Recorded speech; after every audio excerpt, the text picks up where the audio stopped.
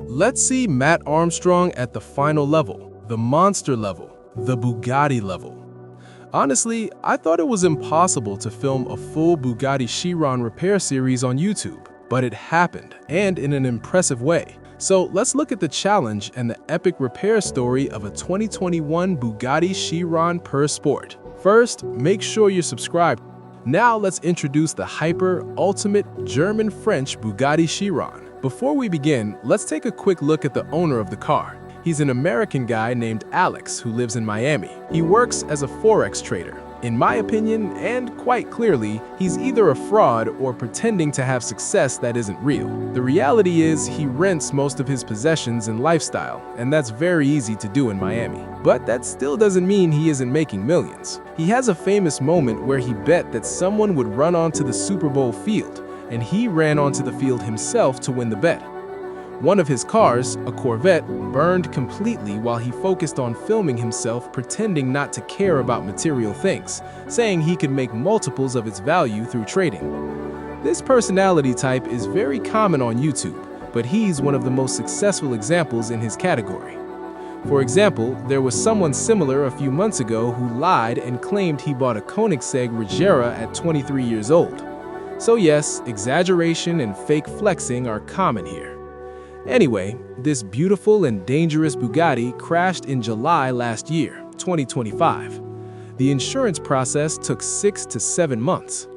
After the insurance company agreed to pay Alex, or more precisely to the leasing company connected to him, the story began. Matt Armstrong appears in the picture for the first time. As we said, once the insurance payout is approved, the destroyed Bugatti gets repossessed and sent to public auction. So, Matt had a chance to see the Bugatti before it was taken away. He urgently travels to America, specifically Miami. The area there is full of millionaires. He arrives at Alex's house, or rather his mansion. Alex has an incredible collection of hypercars, track-focused cars, exclusive models, and modified projects. But of course, the focus here is the Purple Beast. The car was located in a second garage or hangar, so each of them took a car and headed there. Matt chose the SVJ. One of Alex's friends took a Ferrari 488 Pista. On the way, they had a very silly accident. A hatchback hit the back of the Ferrari. The rear bumper collapsed onto the tire and the car stopped completely. It seemed that suspension or drivetrain components broke, so they called a tow truck and took the Ferrari for repair. The distance between the two places was about half an hour. Now comes the most important moment, because the first look is definitely shocking. The purple color, or wrap, looks absolutely beautiful, but unfortunately, the entire front end is completely destroyed. Alex says he still can't believe he crashed into a Suzuki minivan. A small van caused extremely expensive damage. The impact was centered in the middle of the front. The lower parts near the ground, like the splitter and lower bumper, were actually intact. They walk around the Chiron. Inside, the driver airbag deployed. The passenger airbag likely deployed too. The rest of the interior looks completely clean. There isn't a single scratch on the body away from the crash area. As known, Bugatti belongs to the Volkswagen Group. It shares engineering with many German brands and high-performance models, so theoretically that should make sourcing parts easier, or at least that's what they thought. If we look closer at the damage, carbon fiber is everywhere. The areas marked in red were noted by the insurance assessor. In the end, it was declared a total loss. Because if repair costs exceed 50% of the car's market value, the policy requires payout instead of repair. So insurance pays the owner and the company takes ownership of the car. The cowl panel, the trim beneath the windshield, is completely destroyed. Under it, part of the carbon fiber tub shows visible damage. It may be repairable, but it's not guaranteed, and it would be extremely complicated. We saw a similar carbon fiber repair last year on the McLaren 720S, but Bugatti's official recommendation was to replace the entire monocoque chassis, which is completely insane and practically impossible. They know that. Just seeing the bare chassis of this car is intimidating. There are documentaries made about the engineering of this structure. It's highly advanced, extremely strong, and very lightweight. Matt says the impact may not have affected a critical structural core component, and his friend previously repaired the carbon tub of a McLaren P1 successfully, so maybe there's hope. But that's definitely not the only concern.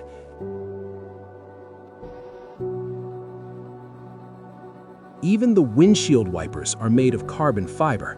The fenders are completely destroyed, and they integrate with the headlight frames, which makes them very expensive and complex. The entire front is basically 3 main panels, 2 fenders and the hood. Underneath them sits the bumper structure. All 4 are destroyed. The massive rear wing on the Pure Sport is incredible. It can generate over 500 kilograms of downforce. The original factory color is dark blue, but honestly, the purple wrap looks much better. Matt jokes about the key. It doesn't look special at all, not something you'd expect from a Bugatti. Even the seat belts need attention. This model is insanely expensive, for one obvious reason. There is almost no plastic anywhere. Everything is carbon fiber, aluminum, or Alcantara. So realistically, a project like this cannot be completed alone. It absolutely requires cooperation from Bugatti.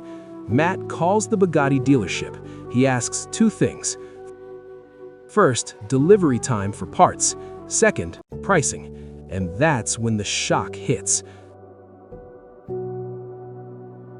The front headlights, both together, cost $150,000. Each fender costs $150,000.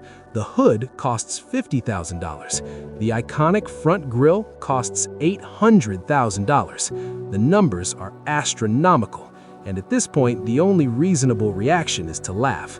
And we still haven't even talked about mechanical parts. There's an important detail. Bugatti will only sell parts if the car is physically present at an official facility in France. Without registering the VIN in their system, parts cannot be ordered. At this moment, Matt already knows this project is nearly impossible. But after returning to England, a technical engineer travels to Miami to inspect the car and produce a report. There's good news and very bad news. The good news, the car is officially recorded as total loss. That means insurance payout is confirmed, but it also means the car will go to Copart auction. The bad news? Global competition, possibly even Bugatti bidding to buy the car back and remove it from circulation to protect brand image. The expected price might drop 30%, but it's still millions. Because the car's market value is around $6 million, Matt is under serious pressure. He says he needs at least $2 million in liquidity to compete. He may have to sell several of his previous rebuild projects quickly, possibly at lower prices just to raise cash. But even if he wins the auction, he still can't get parts without taking the car to Bugatti, which means no YouTube content, no rebuild story, nothing. Thousands of followers, including myself, tell him not to do it. But inside, he wants it, because this is the final level. One day after Matt's visit, the Bugatti was officially listed at auction. Someone recorded the first moments before bidding started. 2 important details appeared. First, the estimated market value was listed at $5 million. Second, there was a note mentioning drivetrain damage. No official auction date had been confirmed yet, but everything changed once the auction ended. A strange plot twist happened. Matt did not actually win the auction. The one who won the car was Alex himself, the same American YouTuber who originally crashed it. Alex entered the auction again in a very confusing move. Copart takes 12% commission. That means for every $1 million, they take $120,000. a massive fee. But who would even want to buy a car like this? It's unclear where the funding came from. A month ago, he wanted to get rid of it. Now he desperately wants to buy it back, and he wins for $1.65 million, with fees around $1.9 million, making it the most expensive car ever sold at Copart. Someone contacted him saying they had the lower front undertrays for sale. He suspected these were the same parts ripped off during the crash, possibly stolen. So he lifts the car randomly using a jack. A hypercar like this probably shouldn't be lifted that way. He discovers the protective carbon fiber plate underneath is actually missing. He retrieves it after some argument without paying for it. Then things get chaotic. He grabs a hammer, starts smashing already damaged parts, breaking pieces that aren't even clear what they are. Throughout the video, he keeps smashing the entire front end, claiming frustration with Bugatti refusing to sell parts. After the show, he calls Matt, continues breaking glass, side lights, and damaged fenders. Then comes a key moment. He says he wants to repair it no matter what the cost, even if it exceeds $1.7 million, the amount Bugatti estimated for repair. He acts like he's in a personal war with Bugatti, but Matt calmly explains the reality. Without Bugatti's cooperation, this cannot be completed properly. Still, they say if all parts were available, they could finish the rebuild in 1 week, even ready to start right after Christmas. Since the car cannot move properly, Alex drives a BMW M3 into the garage and pushes the Bugatti. The sound of carbon fiber cracking is painful.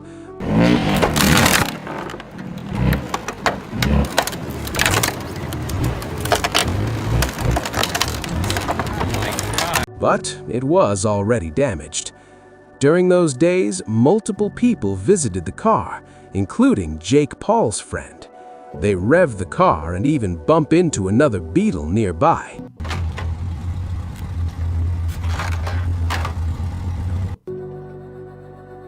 Not a good look. Later, Damon from DDE also visits and films at night. They talk about how insane this whole situation is. The biggest moment from that visit, they reveal a response message from Bugatti Rimac CEO, Mate Rimac. He offers free air freight transportation to France. Honestly, I thought that was fake at first. But then Mate Rimac himself publicly addressed the issue. Alex says if he sends the car to Bugatti, it might sit there for at least a year. And that's when the real problem solver appears. Matt Armstrong. He had been watching the auction live. Another bidder from England was raising the price. He felt the car might somehow end up connected to him. Now the situation is strange. Alex, the owner, is hosting Matt in Miami, providing funding and parts. This may be the first time Matt repairs a car he does not own. He previously repaired a Porsche GT3 in Tavarish's garage in America. But that one belonged to him. Matt travels to Miami again. Previously, they couldn't disassemble the car because it was under insurance control. Now they can do anything. To prove it, Alex even breaks the glass. Matt climbs on top of the car. Oh, that feels like pretty good. Then he starts the engine. The sound is massive, deep, a 16-cylinder monster. It does.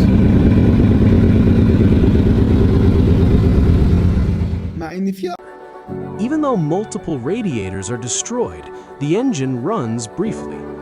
The two most expensive systems in a Chiron, the drivetrain and the carbon fiber chassis. So far, the engine, transmission, and rear electronics appear intact. The biggest fear remains the carbon fiber damage. On the dashboard, multiple warnings appear. Drivetrain fault, airbag system faults, electronic power control warning, low coolant, check engine light.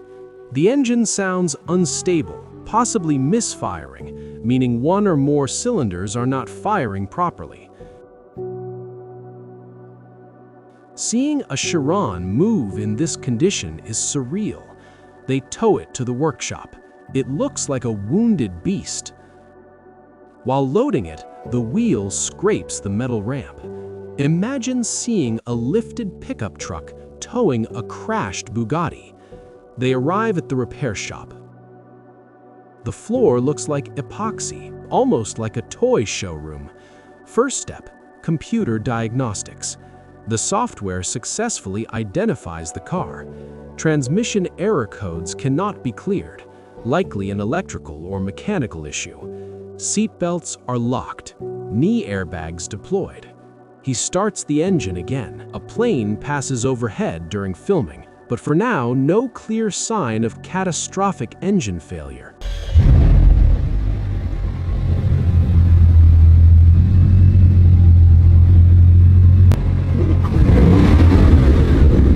Yeah, that sounded way better. Do that again? Until they inspect underneath. Now the disassembly begins. He removes the wipers. Underneath, the carbon panel, lifts the car, removes the front wheels. Carbon fiber wheels, extremely lightweight. Luckily, everything behind them is intact. Brakes, suspension, lines, all fine. Removes the wheel liner, accesses fender bolts from inside the door, removes under-tray bolts. Both fenders and floor panels come off as one large unit.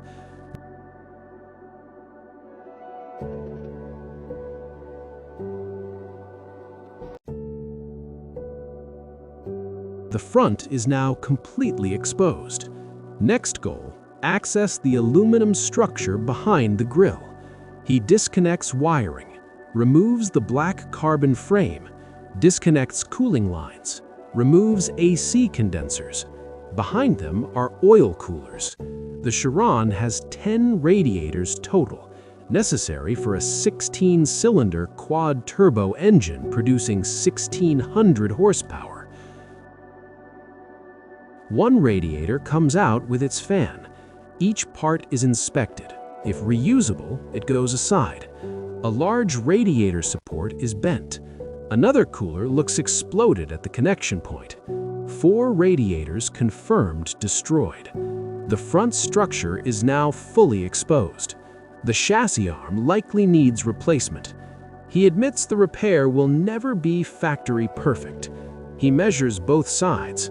43 inches on one side, 43 inches on the other, meaning the core structure did not shift. The impact mostly affected outer components. Next, the cracked carbon section beneath the windshield. Bugatti recommended full monocoque replacement because of this, but he says it's not a structural core, it's outer shell damage. Next step, windshield removal. Interior trim removed.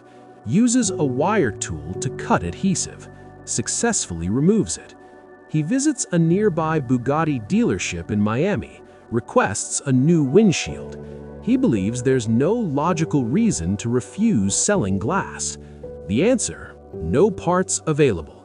No parts can be ordered unless the vehicle is present, connected to diagnostic systems, and this specific VIN is blacklisted. He returns frustrated. The headlights still illuminate. The housings are broken. One can possibly be repaired. The other has cracked internal structure and carbon frame damage. He sees a listing for Chiron headlights for $1.5 million, likely fake. He decides to pause headlights for now, moves to interior work, removes the steering wheel airbag. The wires melted, disconnects connectors. He finds the part number matches an Aston Martin DB11 airbag supplier, same manufacturer. He plans to source a used unit. He's done this before in other builds. Knee airbag modules show Audi A3 part numbers, cost around £35. Passenger side similar, around £150. He removes seats, removes interior trims, all to access seat belts. He believes he can reset and reuse them. He's done it many times. Now back to the drivetrain warning. Reinstalls wheels. Strangely, the engine still runs without front cooling. Raises the car fully on hydraulic lift. Seeing a Chiron from underneath is rare. The underbody surprisingly clean. A long lithium-ion battery sits in the center. Everything looks fine until they find it. A large crack in the transmission casing. Oil leakage visible. This explains the drivetrain fault. The turbo systems are also located tightly in that area. He does not want to believe that the engine and gearbox must be come out, because removing them requires splitting the rear carbon structure. He calls out to Bugatti, "Help us," jokingly at first, but now seriously. And that's when Mate Rimac responds publicly. 3 key points. First, pricing clarification. Each Chiron comes with 4 years of free service from date of purchase. Headlights cost $25,000 each, not $150,000. Second, monocoque and transmission damage cannot safely be repaired in a garage. Third, airbag internals differ even if outer casing matches. They are engineered for crashes up to 450 kilometers per hour.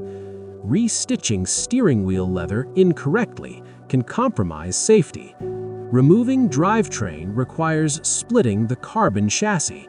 Only Bugatti has the tools and expertise. Alex replies publicly, "If it's about safety, why refuse to sell headlights?" Next phase, complete interior removal. Doors are lightweight and simple. Multiple bolts underneath. Carbon and Alcantara panels removed carefully. Even inner linings are thin carbon fiber. Center console removed. C-shaped LED trim detached. Roof panels removed. Everything is carbon fiber. Cluster removed. Dashboard trims removed. Steering column stripped. Finally, the entire interior sits on the floor. Carbon fiber everywhere. Everything intact except deployed airbags. The black interior looks stunning, and honestly, you will probably never see a Bugatti interior stripped like this again.